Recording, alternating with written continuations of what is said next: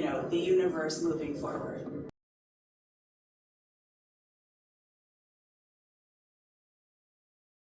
자, 어떠세요? 여러분들은 밥상머리에서 아이하고 어떤 얘기를 하십니까? 대부분 많은 부모님들이 너 오늘 숙제 다 했어? 그죠? 학원 갔다 왔어? 그래서 밥상머리에서 보통 이제 뭐 숙제했어? 오늘 할 공부 다 했어? 뭐 이런 얘기들을 하시지, 아마존에서 불난 거, 요번에 또 리비아에 대홍수 난 거, 아니면 우크라이나 전쟁 나는 거, 이런 거 아이들하고 얘기하시는 분들은 잘 없으실 것 같아요. 예. 근데 그럼 우리 엄마들은 왜 그런 얘기를 못 할까요? 왜 안 할까요? 예. 인문학적인 소양이 부족해서? 뭐 그럴 수 있습니다. 예. 왜 그러냐면 우리는 인문학이라는 거를 그냥 교양 정도로 받아들였어요. 예. 학교에서는 정답을 찾는 것만 배웠죠. 수능에서 정답이 2개 나오면 큰일 납니다. 수능 문제는 무조건 하나가 나와야 돼요. 내신도 뭐 마찬가지지만. 그래서 모든 시험이 여러분들은 전부 다 한 가지 답을 찾는 그런 교육을 받으셨거든요. 그러다 보니까 이렇게 토론할 수 있는 문화가 없어요. 답은 하나밖에 없거든요. 누구나 인정할 수 있는 한 가지 답만 찾는 그런 교육을 했기 때문에. 그런데 지금 교육은 완전히 바뀐 거예요. 저번 주에 제가 이주호 교육부 장관이 토론하는 것도 보여드렸다시피 이제는 자기의 생각을 가지고 객관적으로 인정할 수 있는 생각을 가지고 문제를 풀어가야 됩니다. 그렇게 패러다임이 바뀌었어요. 이제 그거를 말씀을 드리려고 오늘 이 영상을 보여드렸는데요. 자, 우선 이 영상에 대해서 한번 더 말씀을 드리자면, 여러분 질문을 해야 됩니다. 애들한테. 애들은 공부하면서 자기 스스로 질문을 안 해요. 애들은 질문을 안 하죠, 공부하면서. 예. 그러니까 답을 찾을 이유도 없어요. 그러니까 굉장히 표피적인, 굉장히 겉으로 드러난 것만 공부를 해요. 굉장히 얕은 수준의 공부죠. 자, 이런 공부를 하게 되면 금방 다 잊어버립니다. 머리에 남질 않아요. 그러니까 학원에서 돌아왔을 때는 다 배운 것 같아요. 앉아가지고 선생님 하는 얘기만 들어도 아직까지는 머리에 남아있거든요. 근데 하루 이틀 지나가지고 시험을 한번 친다고 해보죠. 과연 그 기억이 그때까지 갈까요? 안 가요. 다 잊어버립니다. 그래서 좀 깊이 있는 공부를 해야 되는데, 그게 자기의 생각으로 이거를 이해를 하면 깊이 있는 공부가 되거든요. 왜냐면 자기의 방식으로 외웠으니까, 익혔으니까. 그래서 여러분들이 질문을 던져주셔야 되는데요. 인문학이라는 거는 답이 없어요. 사람이 저처럼 심야형으로 살면 틀린 겁니까? 아니잖아요. 그죠? 심야형은 심야형대로 가야 되는 길이 있고, 새벽형은 새벽형대로 해야 되는 일이 있는 것처럼 모두가 다 다르지만 모두가 다 맞아요. 그것처럼 인문학도 그런 관점에서 그냥 아이에게 어떤 정답을 알려주려고 하는 것보다는 질문을 던진다라는 생각으로 아이에게 어떤 지금 우리 주변에서 벌어지고 있는 일들, 시사적인 것들을 한번 많이 얘기를 해 주십시오. 어제도 제가 가르치는 학생 중에 중학교 2학년인가? 2학년 애가 저한테 또 수행평가 한다면서 또 질문이 왔는데, 어제 저한테 온 거는 그거였어요. 마케팅에 대한 요즘 이슈가 되고 있는 게 뭐가 있는지 기사를 보내달라고 하더라고요. 학교에서 수행평가 내는 게 다 그런 거예요. 우리 주변에서 나오는 일들. 그래서 지금부터도 아이에게 내 주변에 있는 일들에 대해서 그냥 대화를 한번 시도해 보십시오. 정답은 없습니다. 그냥 우리가 지켜야 될 거는 법과 질서, 법과 사회의 질서라는 그 테두리만 지켜주면은 그 안에서 아이가 얼마든지 자유롭게 뛰어놀아도 돼요. 법을 뛰어넘으면 안 되잖아요. 위법을 해서는 안 되니까 그거는 울타리만 엄마가 아이가 밖으로 나가지 않도록 이렇게 관리를 해주시면 어떤 얘기든지 하셔도 돼요. 그렇게 해서 아이가 그래야 질문을 던져야 자기도 생각을 해보고 거기에 대해서 관심을 갖게 되거든요. 그래서 그게 안 되면은 공부가 안 됩니다. 왜냐면 요즘의 평가는요, 옛날에 여러분들 때는 지필고사만 봤죠. 중간고사, 기말고사, 그리고 선생님이 가끔가다 쪽지시험 뭐 정도 봤을 거예요. 근데 요새는 그 지필시험이 50% 이하예요. 강남 같은 경우는 80%까지 수행평가가 대신하는 학교들도 있습니다. 이제 점점 올라갈 거예요, 수행평가 비중이. 수행평가라고 하면 뭐 이런 보고서, 리포트, 그다음에 뭐 모둠 활동, 서평, 다양한 평가의 방식들이 있죠. 그런 것들이 훨씬 더 성적이 많은 부분을 차지할 거예요. 이제 똑같이 그냥 한 가지 답만 찾는, 외우는 그런 시험은 별로 그렇게 중요하지 않아요. 그게 지금 평가의 방향입니다. 그 평가의 방향으로 가야 좋은 성적을 받죠. 근데 내 생각대로 내가 옛날에 했던 그 방식대로 그대로 그냥 앉아서 엉덩이로 공부한다. 무조건 외워. 모르겠으면 무조건 외워. 자, 이렇게 해가지고는 좋은 성적을 받을 수가 없어요. 그거 100점 맞아봤자 전체 성적에서는 50점밖에 안 되는 거예요. 자, 그래서 패러다임에 대한 이야기를 하겠습니다, 오늘. 여러분들이 겪었던 시절과 지금이 어떻게 바뀌었는지 그걸 한번 말씀드리려고 하는데요. 이 패러다임이라는 거를 이제 사전에서 찾아보면 이런 얘기가 돼 있습니다. 어떤 한 시대 사람들의 견해나 사고를 근본적으로 규정하고 있는 테두리로서의 인식의 체계 또는 사물에 대한 이론적인 틀이나 체계. 말이 어렵죠? 자, 이렇게 보니까 이게 무슨 말인지 쉽게 잘 이해가 안 되시죠? 그죠? 한마디로 얘기하면 같은 시대를 살고 있는 많은 사람들이 동일하게 하는 생각, 그거를 패러다임이라고 해요. 그러니까 여러분들하고 저하고 그냥 같은 생각을 하고 있잖아요. 그게 패러다임이에요. 자, 예를 들면 여러분, 제가 놀라지 마세요. 제가 지방 사람입니다. 서울 사람 같죠? 말투도 완전히 서울 말투고, 그죠? 예. 완전히 서울 사람 같이 생긴 것도 아주 서울 사람 같이 딱 생겼고, 말투도 완벽한 서울 말이지만, 놀랍게도 저는 대구 출신이에요. 예. 아니, 놀라지 마시라니까요. 놀라시면 제가 미안하잖아요. 자, 대구에서 제가 어릴 때 패러다임이 뭐가 있었냐면, 남자는 부엌 출입하는 거 아니다. 라는 패러다임이 있었어요. 그래서 남자가 할 일, 여자가 할 일이라는 게 구별이 돼 있었죠. 그래서 저는 부엌 출입을 안 했습니다. 왜냐면 그 당시에는 남녀노소, 대구에 살고 있는 남녀노소는 누구나 남자는 부엌 출입하는 거 아니다라고 생각하고 있었거든요.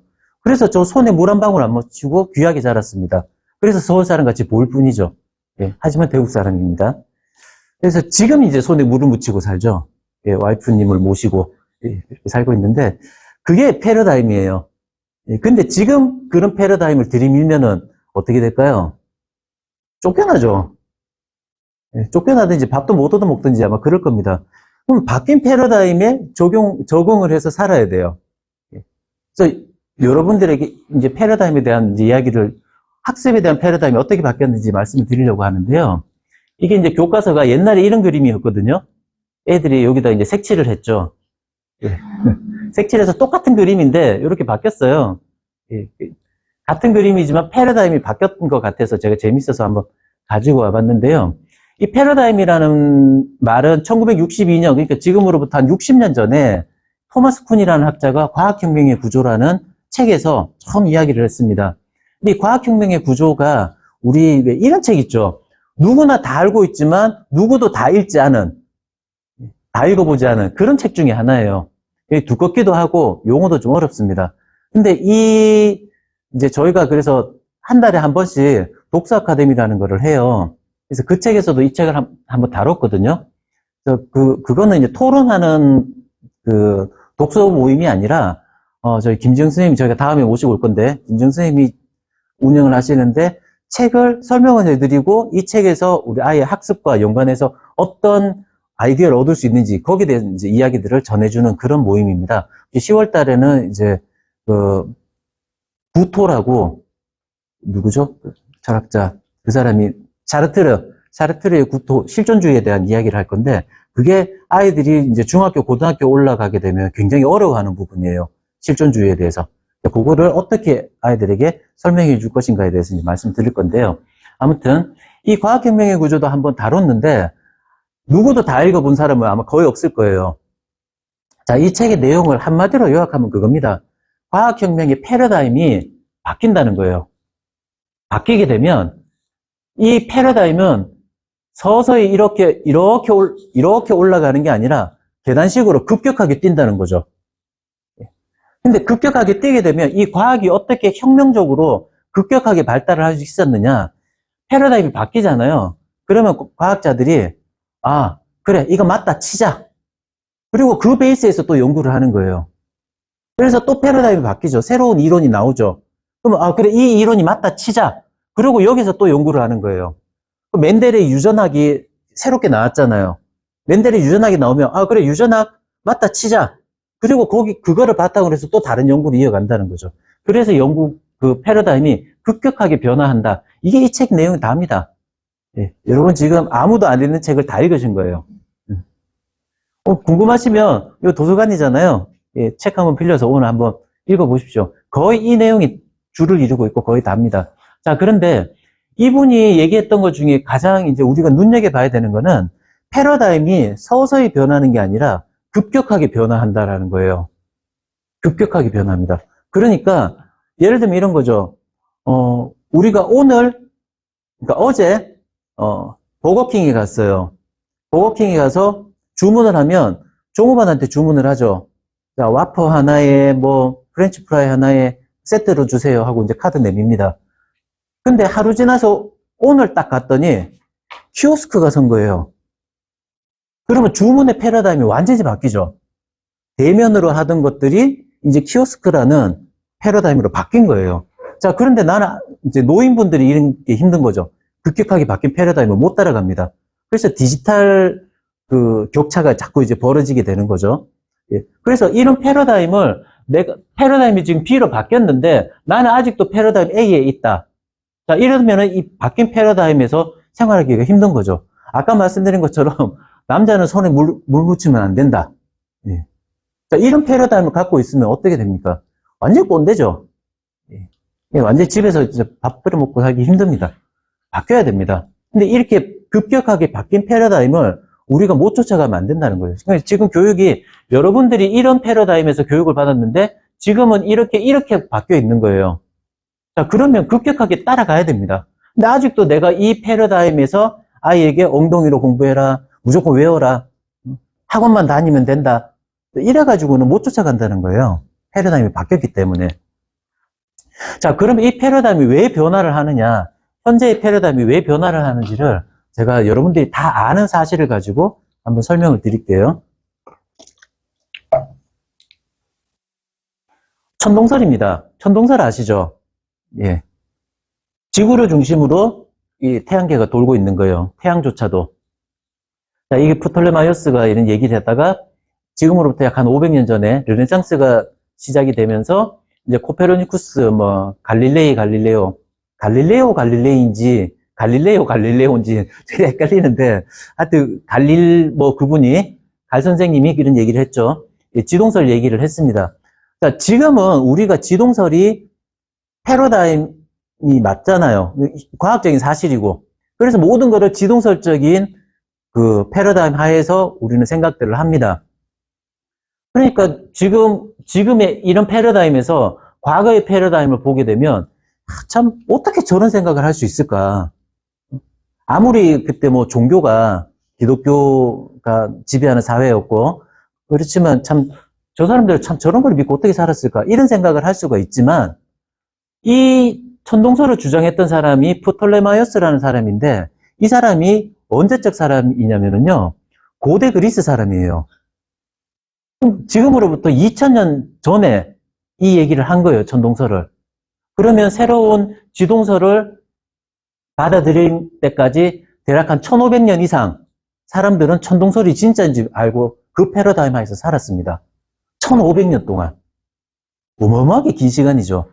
그 기간 동안 이게 완전히 패러다임으로 자리 잡고 있었어요. 변하지 않는 진리. 자, 왜 그렇게 됐느냐면요. 그때는 천동설을 믿어도 사는데 아무 지장이 없었어요. 왜냐하면 사람들이 보통 그 별자리를 보면서 하는 일이 그 계절의 변화 이런 것도 있지만 주로 이제 바다 일하시는 분들이 GPS처럼 사용하던 게 별자리예요. 그죠? 이제 별자리를 보면서 이제 바다를 찾아가잖아요. 근데 그때 당시에는 이 사람들의 행동 반경이라는 게 기껏해야 지중해였습니다. 지중해는 말 그대로 땅 안에 있는 바다예요. 얼마 안 커요. 그러니까 그냥 이탈리아에서 쪼로록 떠가지고 앞에 이집트 넘어가는데 그냥 하루 반이면 가죠. 그렇게 좁은 사회 안에서는 그냥 이 천동설에 따른 별자리만 보고도 찾아가는데 아무 문제가 없었다는 거죠. 근데 이제 과학기술이 발달을 하고, 그래서 이제 대양으로 나가게 되죠. 배도 좀 크게 만들고, 이래서 뭡니까, 요새 나이가 들은다, 진짜. 자꾸 이렇게 생각이 안 나네요. 아메리카도 발견을 하고, 점점 이제 대양으로 나가잖아요. 대양으로 나가다 보니까, 이제 대서양, 인도양 넘어가니까, 이거 가지고는 도저히 못 찾아가는 거예요. 그래서 이거 가지고 찾아가다가 엉뚱하게 아메리카로 가고, 인도 가려고 갔던 사람이 엉뚱하게, 아메리카로 가게 되고, 이렇게 되는 거죠. 그래서, 과학기술이라는 어떤 변화가 일어나니까, 혁신적인 변화가 일어나니까 패러다임이 바뀔 수밖에 없었던 거예요. 자, 그래서 이런 패러다임 하에서는 그 안에서만 살아야 돼요. 우물안 개구리처럼. 여기를 벗어나려고 하면 새로운 패러다임을 받아들여야 됩니다. 그렇지 않으면 못 찾아가요. 이해되시죠? 자, 그래서 4차 산업혁명도 패러다임의 변화예요. 우리가 이 4차 산업사회를 4차 산업혁명이라고 얘기를 하거든요. 혁명이라고 얘기를 할 때는 사회적으로나 경제적으로나 굉장히 큰 변화를 일으켰을 때 그때만 우리가 혁명이라고 말을 붙여줍니다. 아무 때나 혁명이라 말을 붙여주지 않는데요. 산업적으로 4번의 혁명이 있었죠. 다 아시지만은 한번 더 간단하게 말씀을 드리자면 첫 번째는 증기기관이라는 새로운 기술이 발명이 됐어요. 그전에는 없었던 신기술이 발명이 된 거죠. 그러다 보니까 이 증기기관을 바탕으로 해서 기계화가 이제 이루어졌습니다. 그전에는 전부 사람 손이 하던 것들이 이제는 기계가 대체가 된 거예요. 증기기관이 나오면서 기계화라는 혁명적인 일들이 벌어지게 됐고요. 그 다음에 전기가 만들어지면서 여성의 사회 진출이 가속화됐어요. 그전에는 사실 뭐 지금도 그렇지만 집안일을 하다 보면 티도 안 나고 시간도 많이 걸리죠. 매일 반복해야 되고. 근데 그때 한번 어디서 제가 한번 봤는데 가장 최근 100년 내에 가장 좋았던, 가장 필요로 했던 그런 신기술이 뭐냐라고 미국에서 이제 설문조사를 해봤더니 1등으로 나온 게 세탁기였대요. 네. 세탁기가 나오기 전에는 사람들이 어떻습니까? 빨래를 들고 냇가로 가서, 그죠? 이 방망이질해서 두드린 다음에 다시 헹구고 집에 와서 놀고, 그 다음에 이런 일련의 과정들을 했어야 되잖아요. 근데 세탁기가 나오면서 어떻습니까? 집어넣고 버튼 누른다. 끝. 그러니까 시간이 굉장히 많이 세이브가 되죠. 밥하는 것도 마찬가지고요. 밥도 옛날에 가마솥 앞에 앉아가지고 이제 불 세기 조절하면서 뜸 들이고 요새는 버튼 하나 누르면 끝. 모든 게 그런 식이죠. 그러다 보니까 여성들이 가정에서 집안일을 하면서 보내야 되는 시간들이 많이 세이브가 됐어요. 그러니까 이 시간에 이제 밖에 나가서 일을 하게 되는 거죠. 그래서 이제 여자들이 군인도 하고 판검사도 하고 굉장히 좀 어떤 기술적으로 필요한 부분들을 그 기술을 배우려면 시간이 많이 걸리잖아요. 집안일을 하면서는 배울 수가 없죠. 근데 이런 것들을 배워서 이제 사회적인 진출을 많이 하게 되는 겁니다. 이것도 하나의 패러다임의 변화고요. 여러분들이 요때 살았어요. 컴퓨터. 제가 컴퓨터를 처음 접했던 게 군대 갔을 때인데요. 행정병이었거든요. 컴퓨터라는 걸 처음 봤어요. 나이 23살 때. 23살 때 컴퓨터라는 걸 말로만 듣던 신문물을 이제 접하게 됐습니다. 근데 이 컴퓨터가 저는 제일 신기했던 게 화면이 이렇게 있잖아요. 그리고 앞에 이제 키보드가 있단 말이에요. 키보드로 딱딱딱딱 치면 이게 화면에 이렇게 글자가 딱딱 나오잖아요, 모니터에. 그거는 별로 안 신기했어요. 왜냐면 전선이 이렇게 연결돼 있었거든요. 정말 신기했던 거는 제가 여기서 엔터키를 탁 쳤는데 옆에 있는 프린터기가 움직이는 거예요. 드륵드륵 하면서. 저는 그게 너무너무 신기했어요. 이거 연결돼 있지도 않은데 내가 여기서 엔터키를 눌렀는데 여기서 뭐가 나오더라고요. 되게 신기했습니다. 자, 여러분들도 이런 경험 비슷한 것들 아마 갖고 있으실 것 같은데 컴퓨터나 인터넷 통해서 지식 정보적인 세상을 겪게 됐어요. 그러니까 그때 그 전까지는 여러분 부모님 세대까지는 지식을 어디에서 얻느냐? 책에서 얻죠. 책에서 얻고 그 다음에 어른들의 말씀, 교훈 이런 데서 지식을 얻었다면 여러분 세대 때는 어디서 지식을 얻느냐? 인터넷에서 얻습니다. 그러니까 지식 사실 여러분 때도 여러분이 중고등학교 때만 해도 아직 인터넷이 그렇게까지 지금처럼 활발하게 이렇게 많이 보급되어 있지는 않았을 것 같은데요. 그때만 해도 여러분들이 찾고 싶은 거 있으면 인터넷에서 찾으면 나왔을 거예요. 예. 지금처럼 다양하지는 않았겠죠. 근데 지금은 어떠냐? 아이들이 로봇이나 IoT, 빅데이터 같은 인공지능의 시대예요. 저도 오늘 오면서 그냥 그 차에다가 이 핸드폰 걸어놓고 하이 빅스비 하면은 얘 또 움직일까? 뭐 이렇게 막 제 말을 알아듣고 막 음악도 틀어주고 이렇게 합니다. 그죠? 그것처럼 지금은 이제 그런 시대거든요. 모르는 거는 거기 다 들어있어요. 그냥 찾으면 돼요. 근데 찾아서 이걸 어떻게 활용하느냐가 인간의 몫으로 남아있는 거죠. 어떤 방향으로 사용할 것인가. 그래서 지금 아이들은 찾는 거, 그 안에 있는 지식을 외우는 건 사실 중요하지 않아요. 패러다임이 지금 이렇게 바뀌었다는 거죠. 천동설에서 지동설로 바뀌는 것처럼 패러다임이 이렇게 지금 교육의 패러다임, 사회의 패러다임이 바뀐 거예요. 왜? 새로운 기술이 나왔기 때문에. 그 대양 항해를 할 수 있는 새로운 기술이 나오면서 천동설에서 지동설로 바뀐 것처럼 새로운 기술이 나오면서 그냥 무조건 외워. 여기에서 이제는 이해를 해야 되는 그런 공부의 방향으로 바뀌었다는 거예요. 근데 아직도 그런 천동설적인 생각을 가지고 있는 엄마가 무조건 외워. 뭐, 1시간 공부해. 문제 100개 풀어.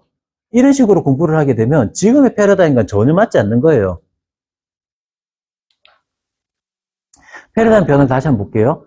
예전에 하늘에는 이렇게 하늘 보면 새만 날아다니고 있었어요. 하늘 보면 뭐 딴 거 없었죠. 땅에는요. 마차만 굴러다니고 있었죠. 그런데 기술이 발전을 했습니다. 새로운 게 나타났어요. 새 말고 비행기라는 새로운 어떤 물체가 나타났습니다. 땅에서도 마찬가지죠. 생전 없던 거예요. 처음 보는 거죠. 자동차라는 게 처음 발명이 됐어요. 자, 그래서 이때는 없던 것들이 처음에는 새롭게 발명이 됐습니다. 새롭게 탄생을 했죠. 근데 지금은 어떻습니까? 지금 하늘을 보면 새로운 게 있나요? 뭐 UFO가 있다고 하실 수도 있겠지만, 예, 하늘을 보면 여전히 비행기가 날아다닙니다. 다만 좀 변화했죠. 좀 더 커지고, 좀 더 안락해지고, 그죠? 좀 더 안전해지고, 예, 이렇게 변화를 했습니다. 자동차도 마찬가지예요. 땅에는 여전히 자동차가 다닙니다. 여러분들 여기 뭐 시장 갈 때 타고 다니는 뭐 벤츠, 이런 차들이죠. 애들 뭐 과학적인 좀 호기심을 불러일으키기 위해서 한번 분해해보라고 던져주는 그런 자동차잖아요. 예, 집에 다 한 대씩 있는. 예, 아무튼 이런 다 똑같은 자동차이지만 그저 좀 더 안락해지고 편안해지고 예, 좀 더 비싸진 이런 차가 있습니다. 그래서 새롭지는 않지만 새로운 의미가 부여된 물건들이죠. 자, 그래서 요때는 발명의 시대라고 볼 수가 있지만 지금은 발견의 시대예요. 새로운 의미를 찾아야 됩니다. 사람들에게 필요한 것이 무엇인지 니즈를 확인하고 그거를 어떻게 충족시켜 줄 수 있을 것인지 그거를 발견하는 방향으로 기술이 개발이 되고 있어요. 그래서 요거는 다음에 얘기하고 요거 얘기해야 되겠다. 교육도 마찬가지인데요. 뒤에서 말씀드릴게요. 자, 그래서 이 4차 산업에서 우리가 4차 산업의 특징이 AI잖아요. AI를 언제 얘기가 나왔냐면은 요때가 언제냐면은 알파고하고 대결한 건 다 아시죠? 2016년도입니다. 2016년 3월 달에 광화문에 가면은 지금 그 포시즌 호텔이라고 있어요. 그 호텔이 그때 개관을 했거든요. 그 개관할 때 이벤트로 이걸 했었어요. 자, 이벤트를 해서 여러분 다 아시다시피 5번을 붙었는데 이세돌 구단이 1승 4패로 졌습니다.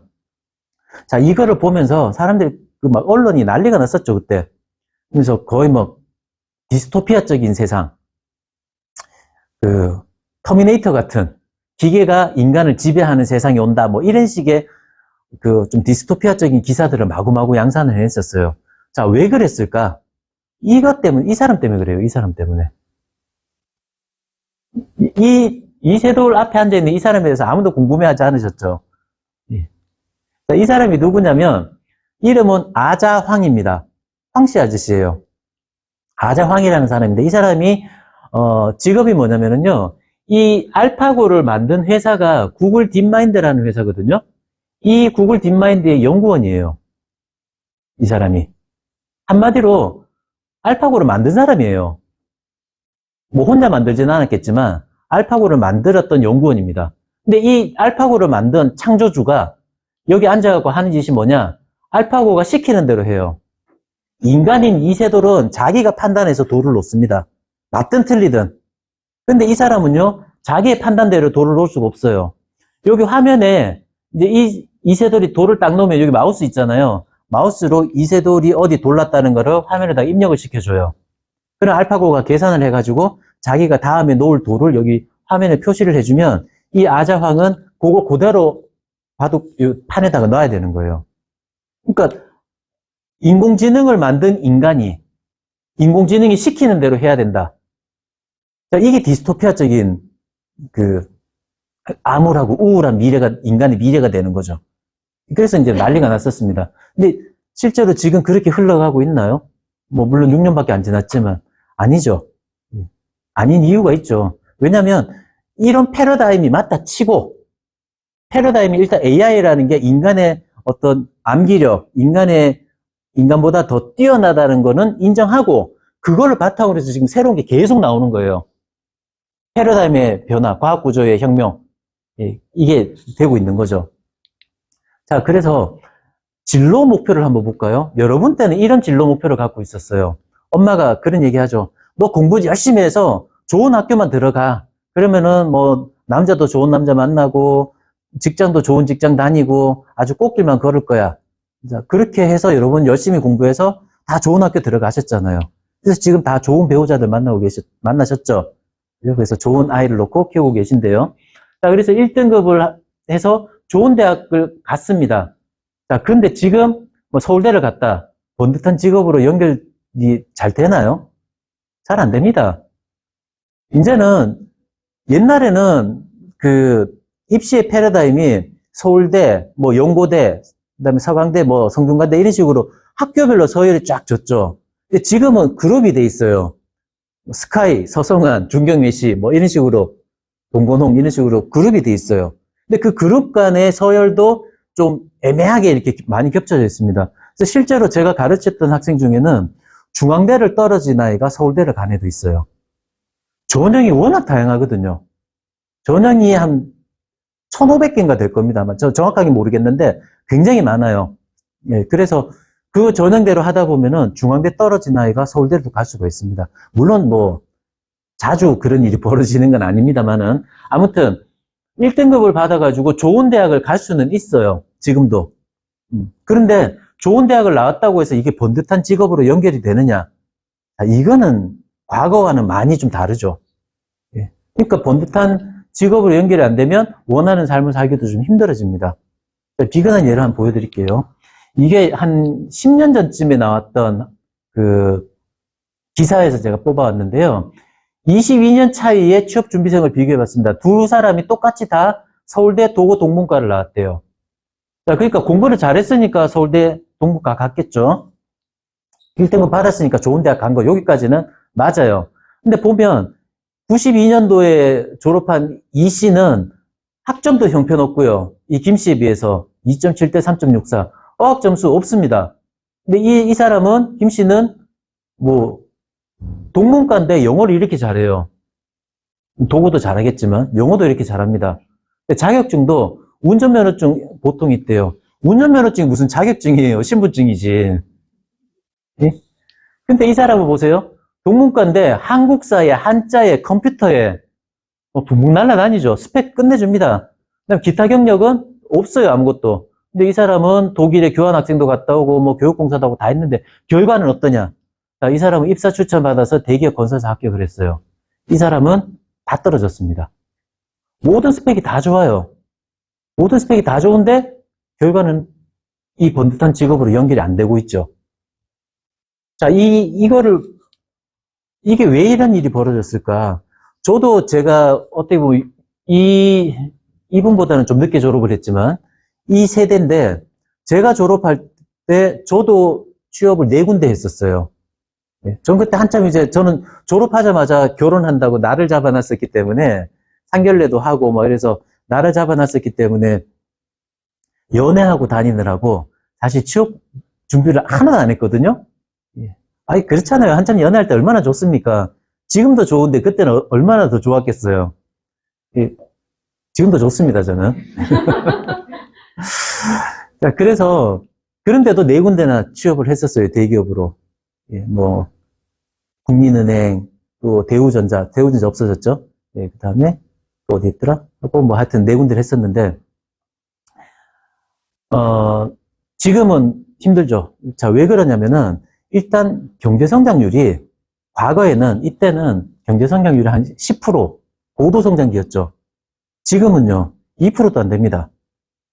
그러니까 한마디로 10개 있던 일자리가 2개로 줄어든 거예요. 일자리 자체가 많이 줄어들었습니다. 그리고 패러다임에 맞는, 그거를, 그 패러다임에 맞도록 공부를 못한 거죠. 자, 제가 지금부터 하는 얘기는 저 아이 얘기를 잠깐 해드리려고 하는데요. 요거는 유튜브에는 안 올릴 겁니다. 예, 저희 와이프가 저희 아이 얘기하는 걸 되게 싫어해요. 예, 그래서 여러분들에게만 잠깐 말씀드릴게요. 강의를 가다 보면 그런 눈빛들을 느껴요. 우리 아이 이렇게 키워야 됩니다. 이렇게 공부시켜야 됩니다. 뭐 이런 강의를 하잖아요. 들으시는 분들 눈빛이 너는 얼마나 잘 키웠어? 아, 얘는 어떻게 키웠는데? 뭐 이런 눈빛들이 좀 있어요. 예, 여러분들도 그런 생각을 하시는지 모르겠지만 그래서 저는 아이를 어떻게 키웠는지 잠깐 결과만 한번 말씀을 드리려고 합니다. 중학교를 졸업을 했는데 왜 취업을 못하냐? 지금 현실이 안 맞아서 그래요. 경제성장률이 줄어든 것도 있지만 지금 현실에 맞는 공부를 안 했기 때문에 그렇습니다. 자, 볼까요? 자, 이 친구가 만약 예를 들어서 졸업을 하고 엄마가 이제 귀에 몹지 박히게 이런 얘기를 한 거예요. 너 서울대만 들어가면 앞으로 모든 일은 꽃길이야. 너 원하는 대로 다 하고 할 수 있어. 그러니까 좀 힘들어도 고등학교 때까지는 참고 공부해. 라는 말을 귀에 못이 박히게 듣고 그렇게 공부를 한 친구예요. 그래서 서울대 갔단 말이에요. 졸업을 했으니까 이제 본듯한 직업을 가져야 되겠죠. 그래서 예입니다. 실제로 이렇다는 거 아니고 예를 들어서 이 친구가 가장 세계에서 좋다고 하는 구글에다가 면접을 보러 갔습니다. 구글이 구글의 면접을 보러 갔는데 제가 이제 7개 회사의 면접 문제를 보여드릴 거예요. 이 면접 문제가 전부 실제로 나왔던 면접 문제들입니다. 요즘 면접 문제들이 어떤 식으로 나오는지를 한번 보시라는 거고요. 저는 제가 서두에 말씀드렸다시피 저는 이제 한진해운이라는 곳을 처음 들어갔었어요. 예, 연애하기 바빠가지고 뭐 이렇게 잘 따져보지도 않고 그냥 들어갔습니다. 저도 이제 거기 들어갈 때 면접을 보는데 해운회사니까 뭐 바다와 관련되는 거 얘기가 나오겠거니 하고 생각하고 갔었어요. 예, 갔는데 제가 지금 기억나는 면접 문제가 딱 2개 나왔었어요. 첫 번째가 뭐냐면 우리나라는 삼면이 바다로 둘러싸여 있는데 바다를 이용해서 할 수 있는 일이 뭐가 있을까? 이게 첫 번째 질문이었고요. 두 번째는 이순신 장군과 바이킹에 대해서 뭐 얘기해보라 뭐 이런 얘기 있었던 것 같아요. 제가 이게 뭐라고 대답을 했을까요? 잘 모르겠습니다. 진짜 모르겠더라고요. 아니 그 면접관들 쭉 앉아있고 저는 이제 아직 20대에 아무것도 모르는 철없는 애가 거기 긴장해서 앉아있는데 무슨 생각이 나겠어요. 그래서 솔직하게 얘기했어요. 아, 대답을 못할 것 같으면 솔직하게라도 하자. 잘 모르겠습니다. 당당하게 얘기했죠. 그랬더니 합격. 저기 들어갔어요, 거기. 물론 이제 뭐 아시는 분들은 제가 뭐 입사 때 성적이 뛰어나서 들어온 게 아니라 기품조로 들어왔다. 제가 마이크 붙잡으면은 거의 뭐 안 나왔거든요. 그런 일이 있어서 그런 얘기도 있지만 아무튼 그때는 그랬어요. 그때는 경제 성장률이 10%이기 때문에 사람이 없어가지고 뭐 제가 4군데 합격했다 그랬잖아요. 제가 잘나서 합격한 게 아니라 시절이 그랬어요. 그랬던 것 뿐인데 아무튼 그렇습니다. 자, 그러면 또 그때 묻는 것들이 보세요. 해운회사니까 바다와 관련된 것들이 나오겠거니. 물론 저는 답은 못했지만 비슷하게 나오죠.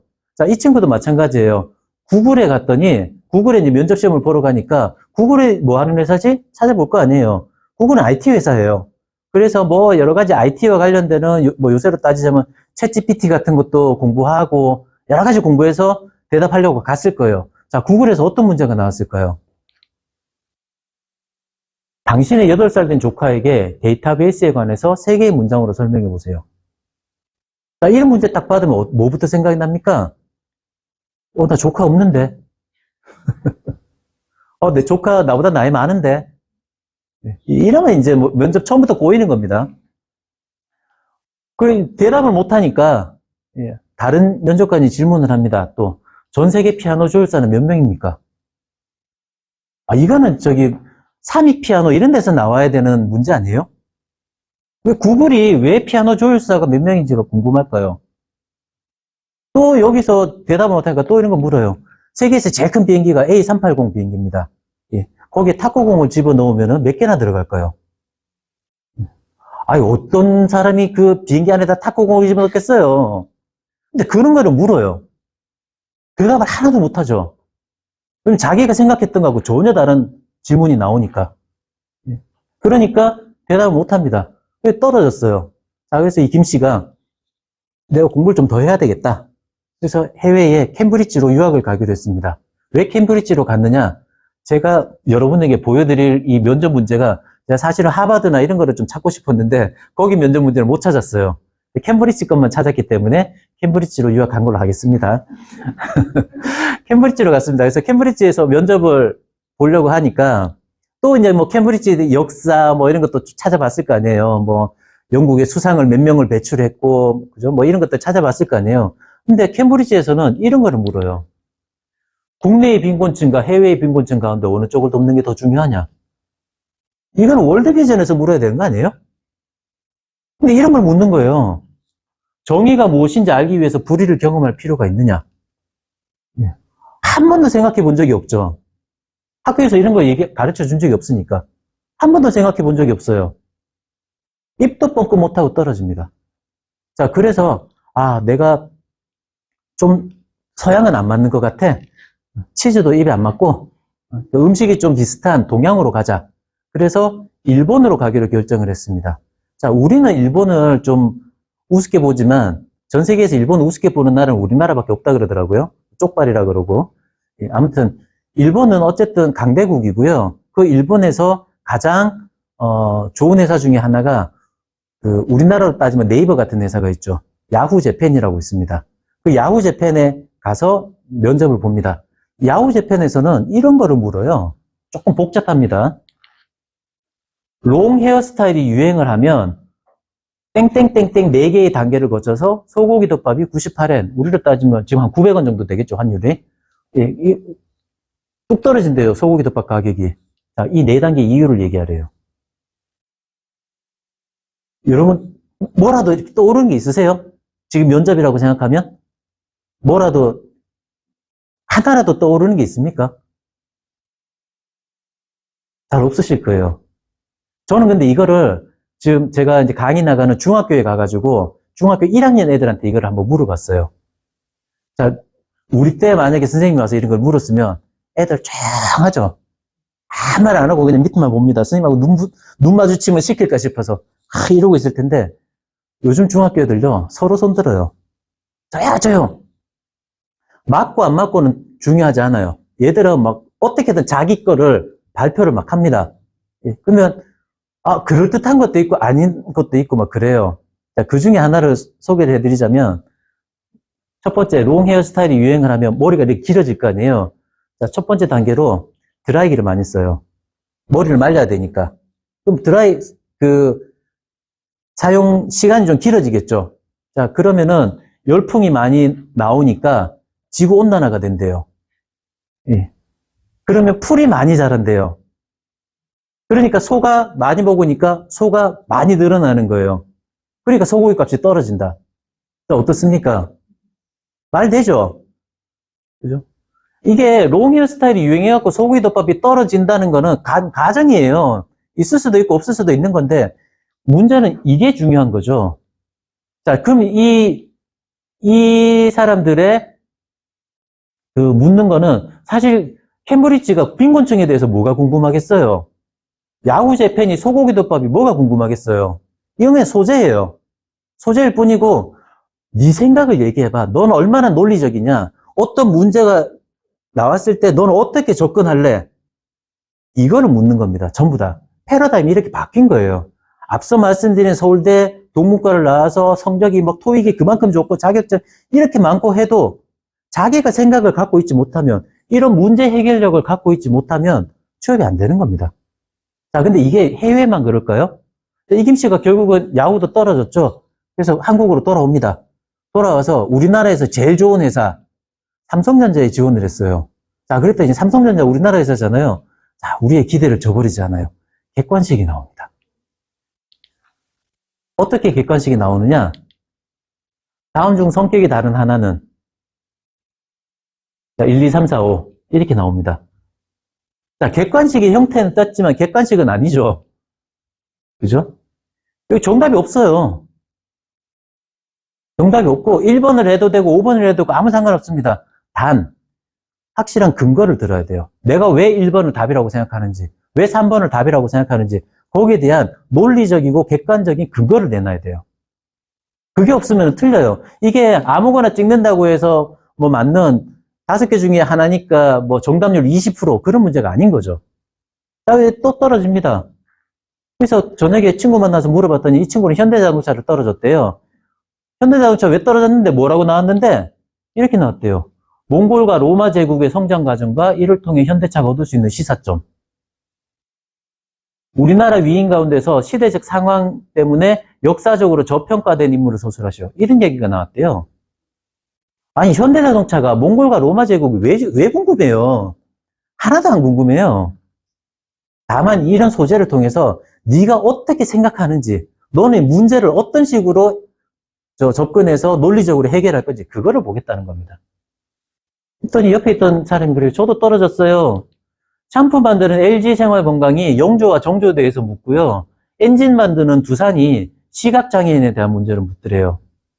이게 요즘 취업을 하려면 이런 걸 해야 돼요. 이런 생각에 대해서 답을 할 수 있어야 됩니다. 이게 학원에서 가르쳐 줄 수 있는 겁니까? 안 됩니다. 학원은 정시밖에 못 해줘요. 입시, 수시 쪽은 그 수행평가 뭐 다 들어간다 그랬잖아요. 자동봉진, 자율활동, 봉사활동, 동아리활동, 진로활동. 물론 이제 2022년 개정 교육과정에서는 이게 좀 바뀝니다. 예, 그렇긴 한데 어쨌든 그런 수행평가들을 학원은 못 도와줘요. 오로지 지식적인 거 그거밖에 못 도와줍니다. 그러니까 정시밖에는 못 도와줘요. 그래서 정시 비율이 줄어들다가 어떤 이유 때문인지 말씀을 안 드리겠지만 정시 비중이 늘어났습니다. 정시가 지금 서울시 내 13개 대학교에 40%까지 늘리라고 하고 있죠. 그죠? 자, 정시가 늘어난 거는 죽어가던 사교육을 부활시킨 거예요. 사람들은 정시가 뭐 평등하게 그죠? 누구나 공부하면 쓸 수 있는 거니까 평등하다고 얘기하지만 정시 절대 평등하지 않습니다. 돈 많은 사람이 이기는 게임이에요. 학원만 정말 딥답하면은 정시로 갈 수 있어요. 얘기가 자꾸 옆으로 새는데 죄송합니다. 자, 이런 거를 할 수 있어야 이게 지금 사회의 패러다임인 거예요. 그럼 교육이 어떻게 바뀌었느냐 패러다임 볼까요? 옛날에는 이 교육이 이런 식이었어요. 이거 우리가 도제 교육이라고 하죠. 이때는 구두 만드는 거를 가르쳐 주고 있는데요. 선생님이 하라는 대로만 배우면 돼요. 못은 몇 개를 박는다. 가죽은 뭐 어떻게 연마를 한다. 자, 이런 거 배우면 그대로 하면 돼요. 왜냐? 이때는 이게 맞는 교육 방식인 게 경제 규모가 마을 단위로만 진행이 됐잖아요. 조그마한 마을 단위로 진행이 돼요. 뭐 몇백 명 안 살아요. 이 사람들이 1년에 신발 사봤자 몇 개를 사겠어요. 그러니까 굳이 이 사람이 창의력을 발휘해서 비주를 붙이고 뭐 가죽에다 칼라를 입히고 해봤자 사줄 사람이 없어요. 그냥 그러니까 선생님이 가르쳐 주는 대로 따라가면 되는 겁니다. 이게 맞아요. 맞는 교육 방식이에요. 그 당시로서는. 자, 그런데 아까 말씀드린 대로 발명이 됐단 말이에요. 뭐 새롭게 비행기가 날아다니고 마차만 지나다니던 길에 자동차가 나오게 되고 그것처럼 산업화라는 새로운 이 패러다임이 바뀌었습니다. 산업화가 되면서. 자, 이제는 시장의 규모가 마을 단위에 머물지 않고 내가 만들기만 하면은 전 세계로 다 팔 수가 있는 산업화 시대가 됐어요. 자, 이렇게 되니까 이제 교육이 바뀝니다. 이렇게 해가지고는 안 돼요. 많이 만들고 빨리 만들어야 되거든요. 그래서 어떤 사람이 교육의 목표가 바뀌었죠. 산업 역군 양성. 들어보셨나요? 예. 들어보신 분은 저하고 연배가 비슷하시고 안 들어보신 분은 좀 더 젊으신 분들입니다. 과거에 산업 역군 양성이라고 했었어요. 그래서 산업 현장에서 일하는 사람들을 길러내는 게 우리나라 교육의 목표였습니다. 그래서 이런 식으로 공부했죠. 예. 선생님은 일방적으로 가르칩니다. 학생들은 일방적으로 받아 적어요. 질문 없죠. 선생님이 질문 있는 사람 물어보지도 않을 뿐더러 여기서 누가 질문 하나 하면은 다 째려봅니다. 그죠? 시간도 잡아먹는다고. 그래서 이때는 국영수를 위주로 해서 단순 암기하고 벼락치기 공부도 가능했어요. 일정 부분 상식을 가지고 있는 사람이 자기 전공 분야만 공부를 해서 산업화에 뛰어들면은 기계의 부품처럼 움직이는 거죠. 그래서 이 사람이 수명이 다 하면 빼고 딴 사람을 집어넣으면 돼요. 비정하지만 그런 세상이었습니다. 그래서 여러분들이 이런 식으로 공부를 했던 거예요. 근데 이때는 이 공부법이 맞았다니까요. 이때는. 근데 지금은 어때요? 지금은 AI라는 또 새로운 패러다임이 나왔습니다. 그러다 보니까 이제는 발견의 시대거든요. 문제 해결력이 중요해졌고 학생부를 위주로 해서 그 개념을 이해하고 벼락치기 공부 안 됩니다. 자, 그래서 옛날에 이런 교육의 형태였다면 지금은 삥 둘러 앉아서 함께 공부하면서 이런 토론하는 이런 식의 문제가 그 패러다임이 바뀐 거예요. 그래서 옛날처럼 이렇게 선생님이 일방적으로 가르쳐주고 그냥 중간고사, 기말고사 시험 쳐갖고 성적 매기면 되지 왜 쓸데없이 서평을 해라 뭐 무슨 수행평가를 해라 이런 거를 왜 내주냐 귀찮게. 아니 선생님들 안 귀찮겠어요? 예, 선생님들 안 귀찮겠습니까? 근데 안 할 수가 없다니까요. 왜? 교육의 방향이 이렇게 바뀌었으니까. 사회의 패러다임이 바뀌었는데 애들이 학교에서 왜 공부를 합니까? 먹고 살기 위한 기술을 배우는 게잖아요. 그죠? 기본 바탕과 상식과. 근데 이런 세상에서 이렇게 해야 그런 것들을 배울 수가 있다는 거죠. 상상력은 제가 지난 시간에 말씀드렸고요. 이것도 말씀드렸고, 다 끝났네. 이렇게 빨리 끝나네? 시간이. 요거는 제가 말씀을 안 드렸던 것 같다. 지난 시간에 이제 안 오신 분들을, 못 들으신 분들이 계시니까 한 번 더 말씀을 드리자면, 지금은 상상력이 굉장히 중요한 시기입니다. 자, 왜 중요한 시기냐면, 상상력이라는 게 보시면 생각상자에 코끼리 상자가 들어가요. 코끼리를 생각하는 힘이 상상력입니다. 코끼리를 생각한다? 상상력에 왜 코끼리가 들어갈까? 옛날에 중국에 어떤 사람이, 이제 지난 시간 들으신 분들은 복습입니다. 어떤 사람이 인도에 여행을 갔다가 코끼리를 처음 본 거예요. 그랬더니 생전 처음 보는 동물인 거죠. 덩치도 산만하고, 막 다리가 이만하고. 그래서, 와, 너무 신기하다.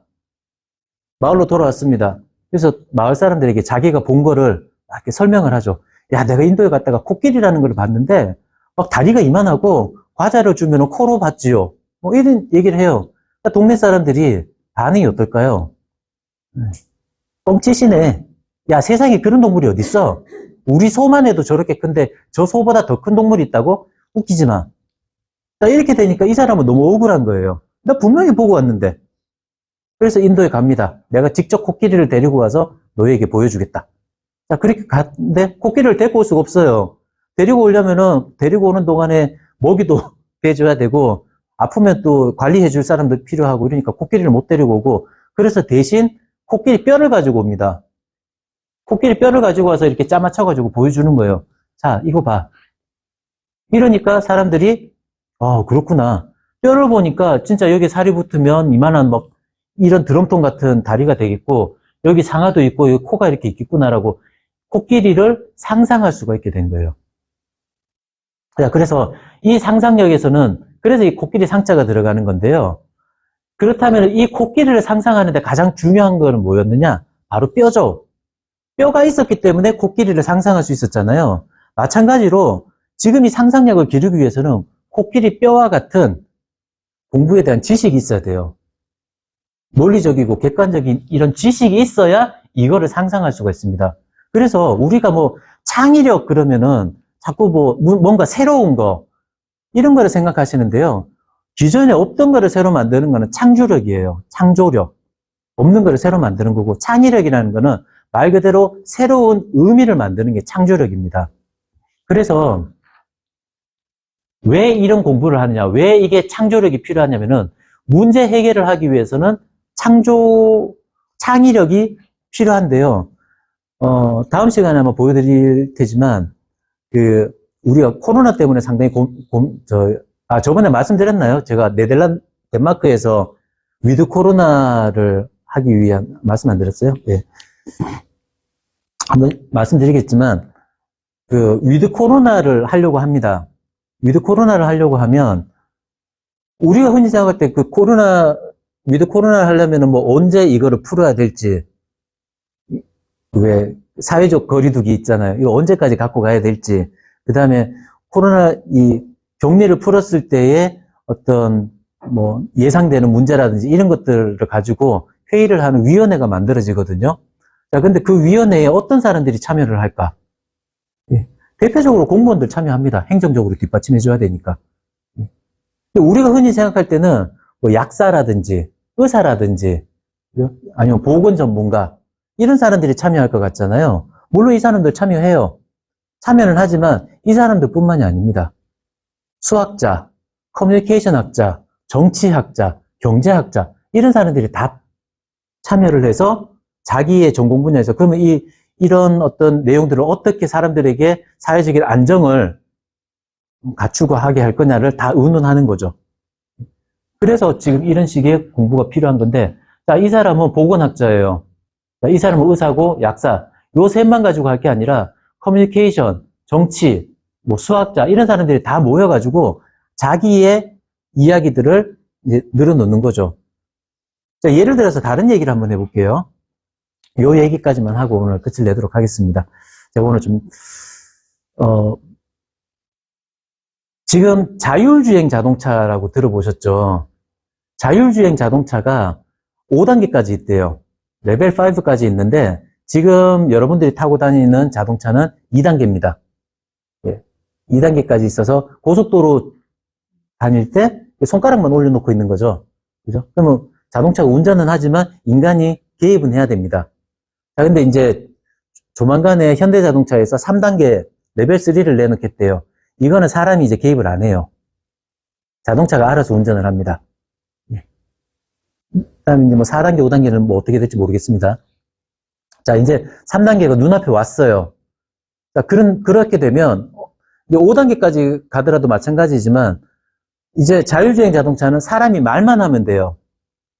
그럼 내비게이션이 알아듣겠죠. 그래서 야, 우리 구미도서관 가자. 그러면은 나는 그냥 차 안에서 할 일 없어요. 책을 읽고 있어도 되고 뭘 해도 상관없습니다. 그럼 차가 알아서 최적의 경로로 해서 구미도서관에 딱 데려다 줄 거예요. 그렇겠죠? 예.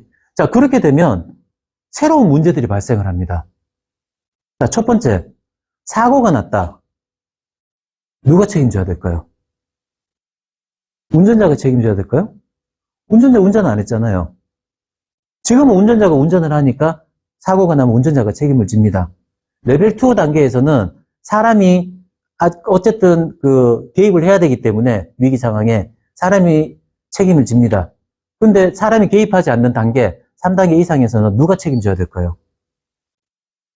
그래서 현대자동차는 자기들이 책임지겠다고 그랬어요. 예, 그게 뭐 지금도 유효한 건지는 잘 모르겠지만 제가 그런 기사를 한번 봤었습니다. 그럼 좋습니다. 자동차 메이커가 책임진다 치죠. 몇 년 동안 책임져야 될까요? 몇 년 동안? 자, 이거 새롭게 우리가 다 결정해야 되는 부분들이에요. 기술이 발전하면서 다 결정해야 되는 부분입니다. 두 번째 또 문제가 발생을 합니다. 자, 그러면 교통체계가 다 바뀌어야 돼요. 지금은 이정표 같은 것들이 이렇게 있잖아요. 이정표도 있고 신호등도 이렇게 있는데 뭐 우회전할 때는 한번 섰다가 가야 되고 뭐 이런 것들이 있잖아요. 자, 이런 것들도 AI가 운전하는 자동차에 맞도록 다 바뀌어야 돼요. 그러면 AI가 이해할 수 있도록 이정표 밑에다가 바코드를 하나 넣는다든지 QR코드를 넣는다든지 뭐 이런 것들이 있어야 되겠죠. 다 바뀌어야 됩니다. 교통체계 다 바뀌어야 됩니다. 또 보험은 누가 들어야 될까요? 보험은 소유주가 들어야 될까요? 소유주 운전 안 하는데 누가 들어야 됩니까? 보험 문제도 듭니다. 또 이런 자동차와 관련되지 않는 문제들도 발생을 해요. 예를 들면 지금 여러분 집 주변에 맛집들이 많이 있을 거예요. 동네마다. 근데 그 맛집들은 사람들이 많이 모이는 길목에 비싼 임대료를 내고 맛집을 하고 있죠. 사람들이 찾아오기 좋으니까. 자, 근데 이렇게 인공지능 자동차가 나타나게 되면은 하나, 둘 외곽으로 빠질 수가 있습니다. 집값 싼 대로, 임대료 싼 대로. 왜? 이제 자동차가 운전해서 알아서 찾아온다니까요. 내비게이션으로 말만 하면은. 지금은 어때요? 지금은 여러분 주말 돼가지고 신랑분한테 어디 맛집 저기 대성리 어디 좋은 데 있던데 가자 그러면 남편들이 쉽게 움직입니까? 안 움직이죠? 길 막히고 뭐 그렇잖아요. 근데 그런 문제가 다 해결이 된다고요. 차가 알아서 가니까. 자, 그러면 외곽으로 다 빠져나가면 여기에 남아있는 부동산 문제, 이 공실 문제, 또 어떻게 해결해야 될까요? 자, 이런 문제들이 사회 각각의 다양한 문제들이 발생을 합니다. 그런데 나는 자동차만 알아요. 자동차만 아는 전문가가 혼자서 그거 다 해결할 수 있을까요? 법적인 문제, 보험적인 문제, 부동산 문제 해결 못하죠. 그래서 이런 사람들이 다 모여야 되는 거예요. 나는 비록 자동차 전문가지만 법적인 문제가 어떻게 개선돼야 되는지, 부동산 문제를 어떻게 해결해야 되는지 이런 것들이 다 모여야 얘기가 되겠죠. 그래야 통합적인 어떤 해결책이 나오겠죠. 창의적인 새로운 의미를 자동차에다가 법을 융합시키고 법에다가 부동산을 융합시키고 다 이렇게 융합을 해야 새로운 문제에 대해서 해결점이 나오는 거예요. 그죠? 그래서 우리 학생들은 지금 쉬운 문제부터 모여서 이런 모둠 활동을 하고 있는 겁니다. 같이 보고서도 쓰고. 이거 귀찮아하시면 안 돼요. 자, 그래서 이거를 하기 위해서는 뭐가 필요하냐? 경청이 필요하죠. 남의 말을 들을 수 있어야 돼요. 나만 맞다, 내 말만 들어, 독불장군, 이제 안 돼요. 옛날에는 여러분 토론 이렇게 수업 같은 거 해보셨는지 모르겠는데 저희 학교 다닐 때 토론 수업 좀 하다가 치웠습니다. 친구들끼리 싸움 나요. 아무리 맞는 말을 해도 이게 토론에서 상대방 말이 맞다라고 인정하는 순간 내가 지는 걸로 치부돼 버리거든요. 그러니까 이걸 인정을 안 하죠. 그래서 토론 수업이 잘 안 됐습니다. 근데 지금은 어때요? 그렇게 토론 안 하면 안 돼요. 왜? 나는 자동차밖에 몰라요. 나는 부동산이나 법, 보험 모른다고요. 그럼 그 사람들이 하는 말을 들어야죠. 그래서 경청이 필요합니다. 경청의 경자가 이렇게 기울이다 경자거든요. 우리 경사 이런 얘기 하잖아요. 몸을 기울여서 자세히 듣는 거예요. 그래서 경청이 굉장히 중요한 요소고요. 배려도 필요합니다. 그래서 바른 인성이 필요한 거죠. 학교에서 그냥 왜 쓸데없이 바른 인성을 교육의 목표로 잡았을까요? 지난 시간에 제가 바른 인성이 2015년 개정교육과정의 목표다라고 말씀을 드렸는데 왜 바른 인성이 교육의 목표가 될까요? 애들끼리 싸워서? 아니에요. 바른 인성을 가지고 경청을 하지 않으면 이게 안 돼요. 토론이 안 된다고요. 그래서 그게 필요한 겁니다. 그래서 여러분 제가 다시 한번 말씀드리지만 지금 우리나라 공교육 시스템은 굉장히 잘 갖춰져 있어요. 나중에 이제 아이들이 하나하나 자라면서 느끼실 거예요. 교육과정 미국 대통령도 옛날 오바마 대통령이 우리나라 교육과정 굉장히 칭찬했잖아요. 우리나라 교육과정 굉장히 좋습니다. 교과서 보면은 정말 잘 돼 있어요. 말씀드렸지만 교과서에 웹툰이 나오고요. 교과서에 아이유의 3단 고음하는 그 노래 있죠. 그 노래 악보가 올라가 있습니다. 교과서에 그런 게 올라가 있다는 게 너무 깜짝 놀랐어요. 그럴 정도로 교과서나 가르치는 시스템은 굉장히 잘 갖춰져 있습니다. 다만 이게 이제 운영을 하는 과정에서 선생님들한테 행정적인 업무가 너무 많이 좀 요구가 되고 이러다 보니까 잘 안 돌아가서 그런데 교육과정 굉장히 잘 갖춰져 있어요. 그래서 이 교육과정의 방향을 따라가시면은 분명히 이런 새로운 사회에서 적응하고 먹고 사는 문제, 우리 공부하는 목표가 그거잖아요. 잘 먹고 잘 살려고 공부하는 거잖아요. 그 목표를 분명히 달성할 수 있다는 거죠. 그래서 공교육을 제일 중요하게 생각하셔야 돼요. 아이가 학원에서 100점 맞아오는 거 아무 소용없어요. 학교에서 100점을 맞아야 됩니다. 학교에서 좋은 성적을 받아야 돼요. 그러니까 진학을 할 때 우리가 내는 서류들은 전부 다 학교에서 나온 결과물을 가지고 진학할 때 사용을 합니다. 학원 모의고사 100점 맞는 거 아무도 인정 안 해줘요. 그러니까 학원을 다니지 말란 얘기는 아니에요. 학원도 필요합니다. 학원은 뭐 좀 내가 학원이라도 가야 공부하는 애들, 그런 애들이 있거든요.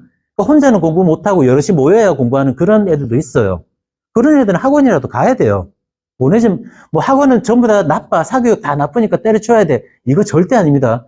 사교육도 이용할 수 있는 건 이용해야 돼요. 내 아이의 상황을 봐서. 근데 학원을 보냈는데 학원에서도 빈둥빈둥.